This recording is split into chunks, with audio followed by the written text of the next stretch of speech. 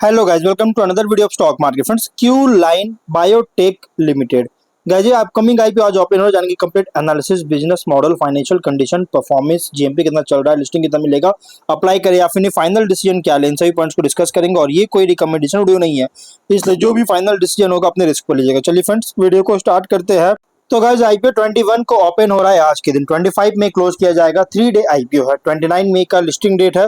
10 rupees face value, 326 to 343 rupees पर share की price band. 400 shares की lot size, fresh capital, book build IPO है। 214 करोड़ का issue size, 62.5 lakh shares का issue किया गया। हेम्प फिनलिज मार्केट मेकर है और एनएसई एसएमई प्लेटफॉर्म पर लिस्टिंग किया जा रहा है। अलॉटमेंट डेट 26 मई का, 27 को रिफंड रिलीज किया जाएगा। शेयर्स डिमेट अकाउंट में क्रेडिट होगा। और यहाँ पे कंपनी जो ऑफर दिया गया है, क्यूआईबी एंकर इंक्लूड नहीं करेंगे, 19% का, और एचएनआई 14.2% और रिटेल 33.2% ऑफर दी गई है। रिटेल ओनली 2 लॉट अप्लाई कर सकते हैं। 800 शेयर्स मिलेंगे, 2.7 लाख पे करना पड़ेगा। Small HNI minimum 3 lot apply कर सकते हैं, 4.1 लाख पे करना पड़ेगा। मैक्सिमम 7 लॉट अप्लाई कर सकते हैं, 9.6 लाख रुपीज पे करना पड़ेगा। Big HNI minimum 8 lot apply कर सकते हैं, 11 लाख पे करना पड़ेगा। मैक्सिमम कोई लिमिट नहीं है। लेकिन अगर हम इसकी जीएमपी की बात करें तो 110 रुपीज का जीएमपी ट्रेड कर रहा है, जिसके अकॉर्डिंग 32% का बहुत ही स्ट्रॉन्ग डेब्यू करने का एस्टिमेट है। मतलब कि एस्टिमेटेड लिस्ट जो बहुत ही स्ट्रॉन्ग डेब्यू कर सकता है। 44,000 रुपीज का एस्टिमेटेड प्रॉफिट आपको सिंगल लॉट पर मिल सकता है गाइस। 453 रुपीज का एस्टिमेटेड लिस्टिंग प्राइस आप एक्सपेक्ट कर सकते हैं।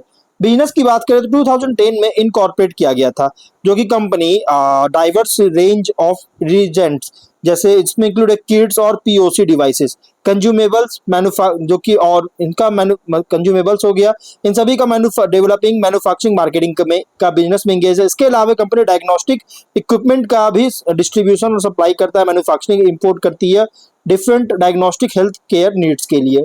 और कंपनी जो diagnostic equipment, IVD product supply करता है डिफरेंट डायग्नोस्टिक हेल्थ केयर के लिए, जो कि 2013 से जो नीड होता है जिनको, उनके लिए डायरेक्टली या फिर डिस्ट्रीब्यूटर या majorly diagnostic service providers, hospitals, medical colleges के थ्रू जो सो डायरेक्टली कंपनी करता है डिस्ट्रीब्यूटर के द्वारा, या फिर डिस्ट्रीब्यूटर के द्वारा या फिर खुद से डायरेक्टली करता है मेजोरिटली।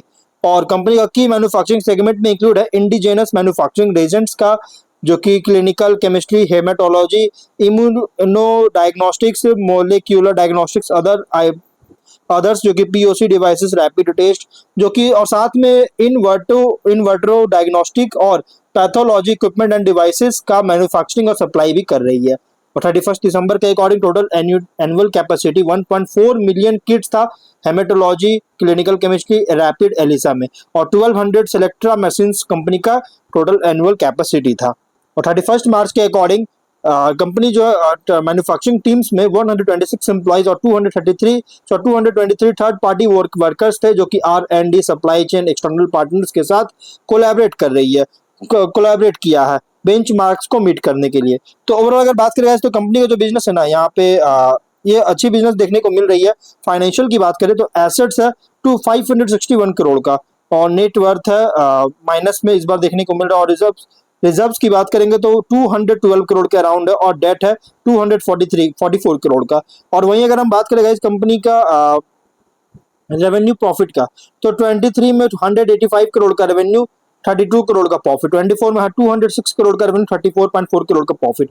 25 में 322.6 करोड़ का रेवेन्यू, 28 करोड़ का प्रॉफिट है। और 9 मंथ्स में 236 करोड़ का रेवेन्यू, लेकिन प्रॉफिट है 38.7 करोड़ का। फाइनेंशियल अगर देखिएगा ना तो टॉप लाइन में ग्रोथ है, बट 25 में सरप्राइजिंग बूस्ट हुआ, लेकिन वहीं बॉटम लाइन 24 में कोई खास ग्रोथ नहीं किया, और 25 में बहुत बुरी तरह से गिरावट आया। तो एक तरह से कह सकते हैं कि टॉप लाइन तो ग्रोथ है, बट बॉटम लाइन में इनकंसिस्टेंसी देखने को मिल रही है। और 9 मंथ्स में जो सरप्राइजिंग ग्रोथ देखने को मिला है कंपनी का रेवेन्यू प्रॉफिट में, ऑब्जेक्टिव क्या है तो वर्किंग कैपिटल रिक्वायरमेंट, लोन का रीपेमेंट या पेमेंट करना चाहता है, जनरल कॉर्पोरेट पर्पस के लिए फंडिंग चाहते हैं, इसके लिए आईपीओ लेकर आया है। Ratios ROE 16.8, RONCE 13.3, RONW 16.9, PAT margin 16.6 और एबिटा मार्जिन 27.6% का। डेट इक्विटी 1.06 टाइम का।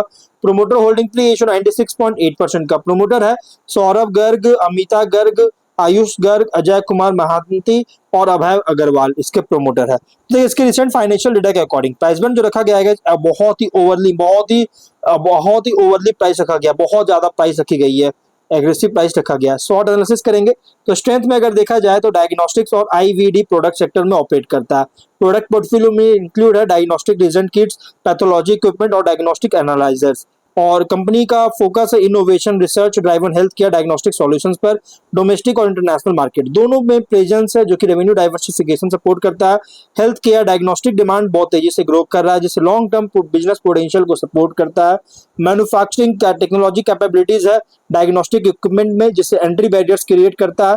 लेकिन वीकनेस की बात करें तो बिजनेस डिपेंड करता है regulatory approvals, health care compliance standards पर। रिलेटिवली स्केल बहुत ही स्मॉलर है अगर लार्ज ग्लोबल डायग्नोस्टिक कंपनी से कंपेयर करेंगे। Continuous R&D and technology upgrades पर हाई डिपेंडेंस है। प्रॉफिटेबिलिटी भी फ्लक्चुएट कर सकता है क्योंकि प्रोडक्ट मिक्स और हेल्थ केयर स्पेंडिंग ट्रेंड्स पर डिपेंड होने के कारण। और हॉस्पिटल्स, लैब्स, डायग्नोस्टिक सेंटर्स पर डिपेंडेंस है बिजनेस ग्रोथ के लिए। अपॉर्चुनिटीज की बात करें तो डिमांड ग्रो कर रहा है डायग्नोस्टिक टेस्टिंग, पैथोलॉजी इक्विपमेंट और हेल्थ केयर टेक्नोलॉजी के लिए। और molecular diagnostics advanced health care solutions में एक्सपैंड कर रही है। और हेल्थ केयर अवेयरनेस और जो है सो इंक्रीज हो रहा है। टेस्टिंग जो कि प्रिवेंटिव टेस्टिंग भी इंक्रीज हो रही है, जिससे इंडस्ट्री ग्रोथ को सपोर्ट करता है। एक्सपोर्ट अपॉर्चुनिटीज मिल रही है इमर्जिंग हेल्थ केयर मार्केट में। और गवर्नमेंट का फोकस है हेल्थ केयर इंफ्रास्ट्रक्चर पर, जिससे डायग्नोस्टिक डिमांड को इंक्रीज कर सकता है। थ्रेट की बात करेंगे तो कंपटीशन स्ट्रांग है multinational diagnostic health care company से। और रैपिड टेक्नोलॉजिकल एडवांसमेंट्स के कारण गाइस कंटिन्यूअस इन्वेस्टमेंट रिक्वायर हो सकता है। हेल्थ केयर रेगुलेशंस में चेंजेस होने के कारण प्रोडक्ट अप्रूवल्स मार्जिन को इम्पैक्ट कर सकती है। और सप्लाई चेन अगर डिस्ट्रप्शन होता है तो मेडिकल इक्विपमेंट में या रॉ मटेरियल में तो प्रोडक्शन को अफेक्ट कर सकता है। इकोनॉमिक स्लोडाउन के कारण हेल्थ केयर स्पेंडिंग जो है कुछ सेगमेंट्स में रिड्यूस कर सकती है। पीयर कॉन्टेक्स्ट करेंगे तो अगर लार्ज ग्लोबल डायग्नोस्टिक कंपनी से कंपेयर करें तो कंपनी ऑपरेट कर रहा है as a mid scale diagnostic and IVD solutions provider. Other health care diagnostic firm से अगेंस्ट अगर देखा जाए तो product innovation, pricing, distribution reach पर कम्पीट करता है।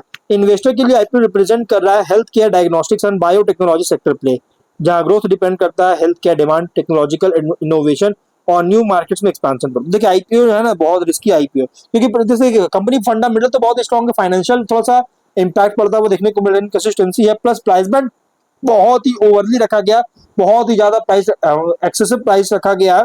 तो इस वजह से आप इसमें अगर आप रिस्की इन्वेस्टर है तो आप इसमें कंसिडर कर सकते हैं लॉन्ग टर्म के लिए। बाकी फाइनल डिसीजन जो भी होगा अपने रिस्क को लीजिएगा। ये कोई रिकमेंडेशन वीडियो नहीं है, इसलिए जो गाइस जो भी फाइनल डिसीजन होगा अपने रिस्क को लीजिएगा। मिलते हैं नेक्स्ट वीडियो में, बाय बाय।